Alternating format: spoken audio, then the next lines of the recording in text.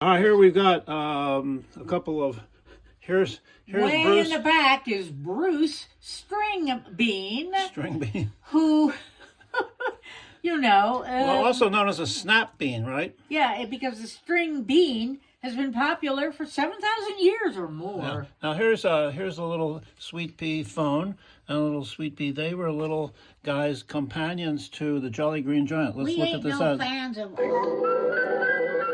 the valley of the Jolly Green Giant. Just once in the life of every pea, when seed, soil, sun, and rain have done their best, there comes that fleeting moment of perfect flavor. Right then, day or night, is when the Green Giant and his helpers pick his peas just for you. Young, tender, thin-skinned peas. Taste the difference perfect timing makes. Green Giant brand sweet peas. And for variety, try the Green Giant's peas with tiny onions.